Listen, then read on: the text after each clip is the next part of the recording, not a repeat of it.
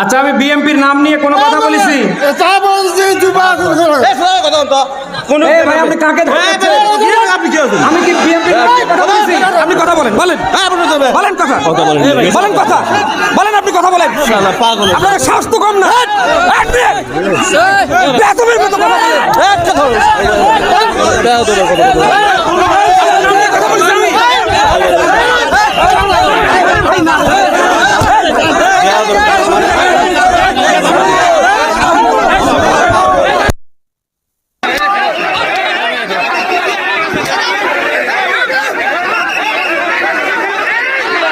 ভাই, আপনাদের বিবেচনা করবে দেশের 18 কোটি মানুষ।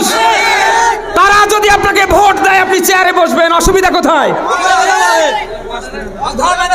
জামাতি ইসলামীর কথা বললেই আপনাদের গা চুলকায় কেন?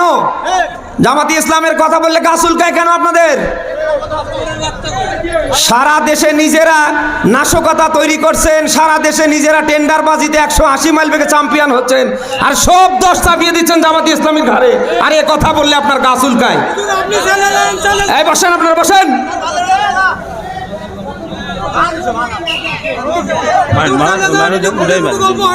না ভাই, এখানে তো আমি কারোর নাম ধরিনি। ঠিক আছে, তাহলে ওটা শুধু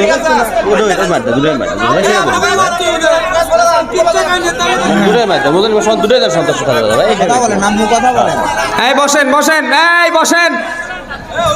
এই আমি কি এখানে উড়ে আইছি? 1.5 দশকের জালিমরা ক্ষমতায় থাকতে আমার মুখ বন্ধ করতে পারিনি। এখন উন্মুক্ত ময়দান, কারো বাবা ক্ষমতা হবে না মুখ বন্ধ করা। ও কয় নাম্বার বাবা সন্তান, ওরে সামনে টেবিলে আসতে বলেন। আরে এখনো ভোট হয় নাই, এখনো চেয়ার পায়নি, তাতে যদি এই গিয়ার দেখায়, এরা সামনে ক্ষমতায় বসলে কি করে ফেলবে? এমন কিছু করিয়েন না যে এই 1.5 দশকের জালিমদের মতো ভোটে যাওয়ার আগে আপনাদের পরিণতি হয়। আজকে বিএমপির ভাবমূর্তি নষ্ট করছে এরকম কুলঙ্গারেরা। 10টা কথা যদি আপনি সহ্য করতে না পারেন, আপনি কিসের নেতা আমার বলেন তো?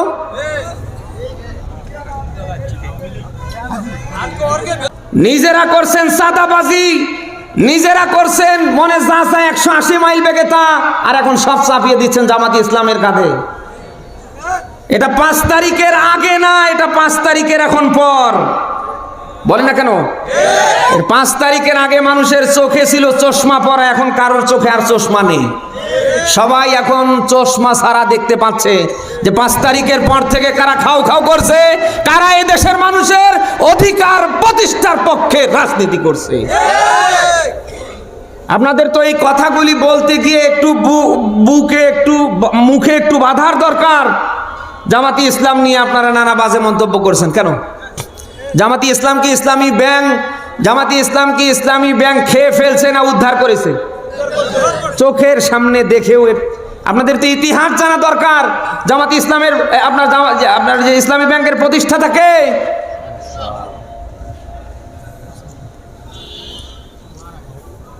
দেড় দশকের জালিমরা সর্বাত্মক প্রচেষ্টা চালিয়ে বাংলাদেশ জামাতি ইসলামীকে নিধন করতে পারেনি। এখন তো 5 তারিখের পরে আপনি যাই বলেন না কেন, জামাতি ইসলামীকে নিধন করা যায় না, সামনে যাবে না। নিজের যোগ্যতায় সামনে আগান, না হলে যাও আছে তাও সামনে থাকবে না। বলেন না কেন? আমরা চাই আগামীর বাংলাদেশ কোরআন সুন্নাহ ভিত্তিক যারা চালাবে তারা বাংলার চেয়ারে বসুক। কোন নব্য জালিমকে, নব্য স্বৈরাচারকে বাংলার কোন চেয়ারে আমরা দেখতে চাই না। এই মতের পক্ষে কারা আছেন দেখি? লিল্লাহে তাকবীর।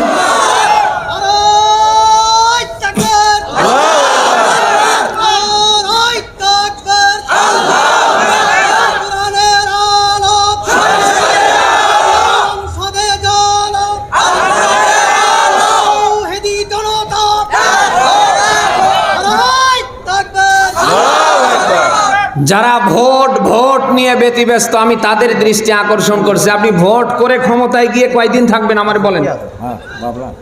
ঘরে যদি সাপ থাকে আর আপনি বাঁচার জন্য দোয়া ইউনুস পড়লে বাঁচতে পারবেন? দেড় দশকে যে নিয়োগগুলো হয়েছে, আপনাদের দল থেকে কয়টা নিয়েছে, জামাত ইসলাম থেকে কয়টা নিয়েছে, ইউনিয়ন পরিষদ থেকে সচিবালয় পর্যন্ত তাকান, ওদের লোক না? হাসিনা এবং তার দোসররা পালালে হবে কি? হাসিনা এবং তার দোসররা পালালে হবে কি? এখনো ইউনিয়ন পরিষদ থেকে সচিবালয় পর্যন্ত আছে কান, আপনি দেখেন তো। আমরা চাই কি মজা পাইছে সংস্করণ না? এই আমরা চাই সংস্করণ না? সন্ত্রাসী আওয়ামীর কোন সার পোকা যেন বাংলার কোন চেয়ারের সামনে না থাকে। এই সন্ত্রাসী আওয়ামীদের নিয়ে যদি কারোর মায়া কান্না আসে, ওরে আস্তে করে দিল্লিতে পার করে দেবেন। তুই খাবি আমাদের, আর ওই দিল্লিতে বসে নানি বসে আছে আর নানির গুণগান করবি। দেশে এরকম মানুষ নেই? এত কিছু এই দেড় দশকে হয়ে গেল, এখনো ওদের ভুলতে পারছে না। তোমার যদি ওদের নিয়ে এত মায়া কান্না হয়, তাহলে এদেশে থাকার দরকার নাই, তুমি দিল্লিতে চলে যাও। বলেন না কেন? এই জন্য চোখের সামনে যদি কাউকে ওই ধরনের পান যে দেশের ভাবমূর্তি নষ্ট করবার জন্য চেষ্টা করছে, জুতো খুলবেন, এরপরে পিটা শুরু করবেন, এরপরে যা আছে কপালে হবে। আগামীর বাংলায় আওয়ামী সন্ত্রাসীদের দোসরদের জায়গা হয় না, সামনে হবে না ইনশাল্লাহ। আমরা কি এই পক্ষে এক না? বেরো বগুড়াবাসী, আমাদের রাজনীতির ভিন্নতা থাকতে পারে, আমাদের আকীদার অমিল থাকতে পারে, কিন্তু আগামীর বাংলাদেশ যারা কোরআন সুন্নাহ ভিত্তিক চালাতে চায়, আমরা তাদের জন্য এক।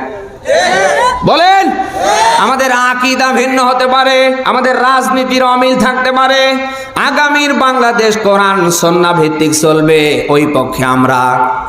বলেন বলেন বলেন বলেন। এই জন্য আমার ভোট আমি দেব যাকে খুশি তাকে না, যে পাওয়ার যোগ্য হকদার তাকে দেব। একটি ভোটের মূল্য আছে, ভোট দেব না যাকে তাকে।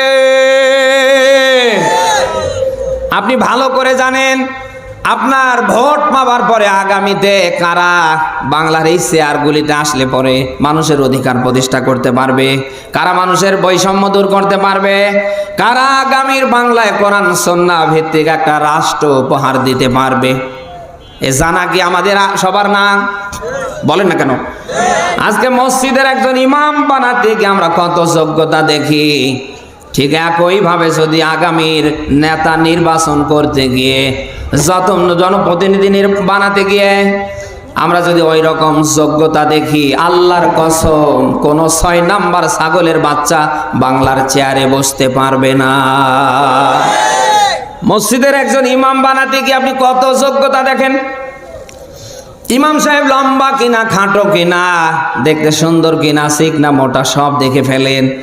ইমাম সাহেব এক মুষ্টি দাঁড়িয়ে আছে কিনা, সুন্দর করে সময় খুতবা দিতে পারে কিনা, সুন্দর সুরে নামাজ পড়াতে পারে কিনা, আপনি কত যোগ্যতা দেখলেন। অথচ একজন ইমামকে নিয়োগ দেওয়া হয় সর্বোচ্চ 500 থেকে 1000 মানুষের জন্য। বলেন না কেন? আরে ভাই, যাকে আপনি 2টা উপজেলার দায়িত্ব দিতে যাচ্ছেন, এই যে নন্দীগ্রাম এবং কাহালু, এই 2 উপজেলার দায়িত্বে আপনি যাকে সামনে বসাবেন, মসজিদের ইমামের মতো করে তারও যোগ্যতা দেখার দরকার আছে না নেই? আপনি কি সামনে পারবেন? এই আওয়াজ বন্ধ হয়ে গেছে, কারণ ভোট আসলে মাথা ঠিক থাকে না। যারা ভোটার ওদেরও মাথা ঠিক থাকে না, আর যারা ভোট করে ওদেরও মাথা ঠিক থাকে না। বলে না কেন? যারা ভোটার ওদের ধান্দা থাকে খালি টাকা। বলেন না কেন? আর যারা ভোট করে ওদের ধান্দা থাকে যেন তেন করে কোন রকম চেয়ারে বসতে পারলেই হয়। এই জন্যই তো আমরা দেখতে পাই, ভোট যখন আসে নেতার মাথায় টুপি, নেতার দাড়ি মারে, নেতা পায়ের জুতো থেকে একেবারে মাথার টুপিটা পর্যন্ত সাদা করে ফেলে। যে নেতা 1 ওয়াক্ত নামাজ পড়ে না, এমনকি জুমাও পড়ার সময় পায় না, সেই নেতা আসরের নামাজ 4 বার করে পড়ে। নেতার বক্তব্য কি? মনে হচ্ছে জান্নাত থেকে টাটকা পালিয়ে এসেছে, এই দেব সেই দেব, এই করব সেই করব, কোন রকম ছলনা করে বসতে পারলে সামনে যেন আর কাউকেই চিনে না। আমরা এমন ছলনাময়ী প্রতারক নেতাকে সামনে দেখতে চাই না। নামাজ পড়া যে আল্লাহর হুকুমে ফরজ, রমজানে রোজা রাখা যে আল্লাহর হুকুমে ফরজ, সম্পদ থাকলে যাকাত দেয়া, হজ করা, স্ত্রীকে মহারানা দেয়া, স্ত্রীকে পর্দায় রাখা যে আল্লাহর হুকুমে ফরজ। আগামীতে আপনার আমানত নামক ভোট দিয়ে যোগ্য নেতা নির্বাচন করা ওই আল্লাহর হুকুমে ফরজ। আপনি সূরা নিসার 58 নম্বর আয়াতে ব্যাখ্যা পাবেন। আল্লাহ বলেন ইন্নাল্লাহা ইয়া'মুরুকুম আন তুওয়াদ্দুল আমানাতি ইলা আহলিহা। বলেন আল্লাহু আকবার। আয়াতটার দিকে খেয়াল করেন। আল্লাহ বলেন নিশ্চয় আমি আল্লাহর আদেশ। আদেশ কার? বলেন বলেন বলেন। আল্লাহ বলেন আমি তোমাদের আদেশ দিচ্ছি, তোমাদের আমানত নামক ভোট তোমরা তাদেরকেই দেবে যারা পাওয়ার যোগ্য, যারা হকদার। কে বলছে? আকিমুস সালাহ, নামাজ প্রতিষ্ঠা। এ কথা কার? ওয়াতুজ যাকাত, সম্পদ থাকলে যাকাত দেয়া। এ কথা কার? সেই আল্লাহই বলছেন তোমাদের আমানত নামক ভোট তোমরা যাকে তাকে দিতে পারবে না, যে পাওয়ার যোগ্য হকদার তোমরা তাদেরকেই দেবে। এখন আপনি বলেন এই 5 তারিখের পর থেকে আজ ডিসেম্বরের 1 তারিখ পর্যন্ত এই কাহালু নন্দীগ্রামে কে ভোট পাওয়ার যোগ্য? আমি আর নিচে নামতে পারছি না।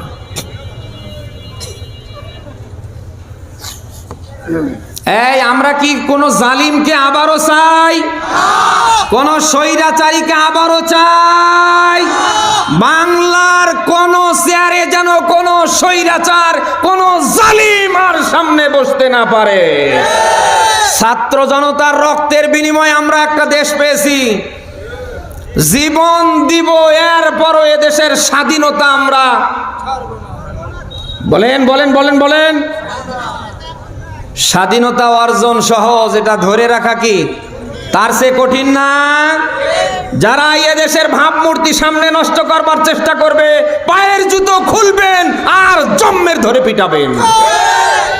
আমরা চাই আগে সংস্কার, এরপরে কি? আরো জোরে বলেন। আগামীর বাংলাদেশ যারা কোরআন সুন্নাহ ভিত্তিক চালাতে চায় আমরা তাদের পক্ষে আছি তো? আছি তো? আল্লাহ তাআলা যেন কোরআন সুন্নাহ ভিত্তিক একটা রাষ্ট্র আমাদের উপহার দেন। সকল ষড়যন্ত্র থেকে দেশকে, দেশের 18 কোটি মানুষকে যেন আল্লাহ হেফাজত করে।